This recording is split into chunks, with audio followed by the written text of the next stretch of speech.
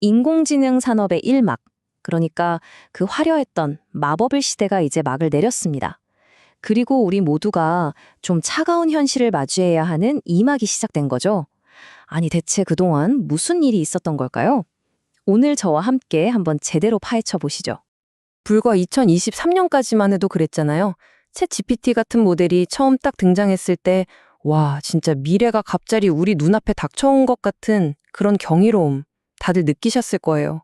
뭐 인간처럼 대화하고 글을 쓰고 어려운 문제를 척척 풀어내는 그 능력에 전 세계가 열광했었죠. 하지만요, 이제 그 순수했던 소프트웨어 마법의 시대는 막을 내렸습니다. AI 산업은 이제 훨씬 더 어렵고 훨씬 더 복잡한 새로운 현실, 바로 이막으로 들어섰습니다. 자, 그럼 말이죠. 그 마법이 깨지기 시작했던 바로 그 순간으로 한번 돌아가 보죠. AI의 달콤했던 허니문 기간을 아주 그냥 끝내버린 냉혹한 현실 점검, 그 첫 번째 이야기부터 시작하겠습니다. 시작은 차세대 모델, 가령 GPT-5에 대한 엄청난 기대감이었습니다. 업계는 정말 혁명적인 도약을 상상했는데 막상 뚜껑을 열어보니 결과는 좀 실망스러웠죠. 왜냐하면 이전 모델의 단점은 그대로 남아있고 변화는 아주 미미했기 때문입니다. 그리고 이 데이터가 바로 그 증거입니다. 사용자들의 관심이 식기 시작했다는 거죠. 특히 한국 같은 핵심 시장에서 한 달 만에 활성 사용자가 50만 명 넘게 사라졌다? 이건 단순히 숫자가 좀 줄었네 하는 것 이상의 의미를 가집니다. 그 폭발적인 성장에 제동이 걸렸다는 첫 번째 아주 명백한 신호였으니까요. 그리고 이 숫자는 이건 정말 충격적입니다. 단 1시간, 차세대 모델이 공개되고 딱 1시간 만에 오픈 AI가 시장을 이끌 거다라는 믿음이 75%에서 14%로 그냥 곤두박질 쳤습니다. 이건 단순한 실망을 넘어서서 신뢰 자체가 붕괴됐다는 걸 보여주는 숫자예요. 리더의 입에서 이런 말이 나오는 건 정말 드문 일이죠. 샘 알트맨 CEO가 출시 과정을 두고 우리는 완전히 망쳤다고 직접 인정했을 때 이건 그냥 사과가 아니었어요. 업계 전체의 AI 마법의 시대가 끝났다는 걸 알리는 가장 확실한 선언과도 같았습니다. 자, 그럼 소프트웨어에 대한 실망을 넘어서 이제 AI 산업을 정의하는 새로운 전쟁터로 한번 넘어가 보겠습니다. 이 싸움은요, 바로 물리적인 세계에서 벌어지고 있습니다. 이 새로운 전쟁의 심장부에는 바로 HBM, 즉 고대역 포용 메모리가 있습니다. 이게 없으면요, 현대 AI 칩은 제대로 숨조차 쉴 수가 없어요. 왜냐하면 AI가 데이터를 막 집어삼킬 때 생기는 그 끔찍한 병목 현상을 풀어줄 유일한 열쇠이기 때문이죠. 제가 이걸 아주 쉽게 한번 비유해 볼게요. 기존 메모리는 그냥 거대한 단층짜리 도서관이라고 생각하시면 돼요. 책 한 권 찾으려면 이쪽 끝에서 저쪽 끝까지 한참을 걸어가야 하잖아요.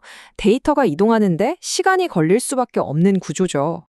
하지만 HBM은 차원이 다릅니다. 이건 마치 초고층 빌딩 도서관 같아요. 책들이 수직으로 쫙 쌓여 있고 초고속 엘리베이터가 눈 깜짝할 사이에 원하는 층으로 데려다 주는 거죠. AI가 그토록 갈망하는 막대한 데이터를 지연 없이 공급하는 것. 이것이 바로 HBM이 AI 시대의 왕좌에 오른 이유입니다. 이제 AI의 성장을 가로막는 건 더 이상 알고리즘이 아닙니다. 바로 이 세 가지 물리적인 한계예요. 충분하지 않은 칩, 감당할 수 없는 전력 소비, 그리고 이 모든 걸 수용할 데이터 센터의 부족. 싸움은 이제 현실 세계의 자원을 누가 더 많이 차지하느냐의 경쟁이 되어버렸습니다. 상황이 얼마나 심각하냐면요. 소프트웨어 회사가 발전소를 짓는 시대가 됐습니다. 마이크로소프트는 데이터 센터를 위해서 소형 원자로 도입까지 검토하고 있다고 하죠. 상상이 가시나요? 이 문제가 얼마나 근본적인지를 보여주는 대목입니다.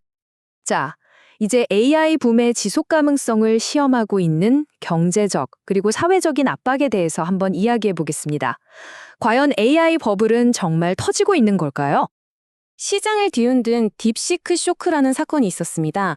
중국의 스타트업 딥시크가 오픈 AI의 20분의 1도 안 되는 비용으로 더 뛰어난 성능의 모델을 만들어낸 거예요. 이 사건 하나가 돈을 많이 쏟아부어야 더 좋은 AI가 나온다는 업계의 공식을 완전히 박살내버렸습니다. 그 충격파의 크기는 이 숫자 하나로 설명이 됩니다. 850조 원. 딥시크가 등장한 후에 엔비디아의 시가총액에서 사라진 돈입니다. 그러니까 비싼 칩만이 유일한 길은 아닐 수도 있다는 이 작은 가능성 하나가 시장 전체를 뒤흔들어 놓은 거죠. 그리고 전혀 예상치 못한 곳에서 문제가 터졌습니다. 오픈 AI가 AI의 성격을 바꾸려고 하니까 사용자들이 격렬하게 반발한 거예요. 사람들이 기계에 감정적으로 의존하고 있다는 사실이 처음으로 드러난 순간이었죠. 이제 기업들은 코드뿐만 아니라 사용자의 감정까지 관리해야 하는 새로운 숙제를 떠안게 됐습니다. 자, 이제 마지막이자 어쩌면 가장 큰 도전 과제를 살펴보겠습니다.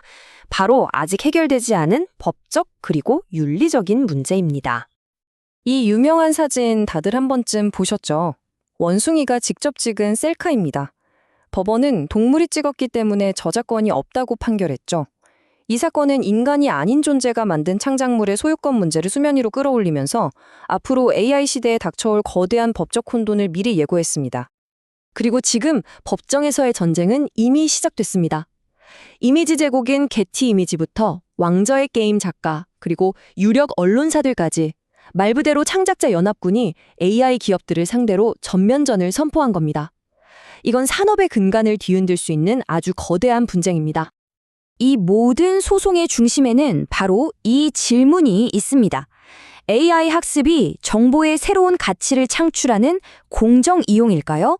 아니면 인류 역사상 가장 큰 규모의 저작권 침해일까요? 이 판결에 따라서 AI 산업의 미래가 완전히 결정될 겁니다. 자, 정리를 좀 해보자면요. AI의 이막은 더 이상 신기한 소프트웨어에 대한 이야기가 아닙니다. 이제 AI 혁명은 물리적 자원, 경제 논리, 그리고 법이라는 현실 세계의 아주 단단한 제약에 부딪히고 있는 거죠. AI의 미래는 더 이상 코드만으로 쓰이지 않습니다. 물리 법칙, 경제 논리, 그리고 우리 사회의 규칙이 그 미래를 함께 조각하고 있죠. 그렇다면 마지막 질문은 바로 이것입니다. AI가 살아갈 이 세상을 만드는 그 손은 과연 누구의 손일까요?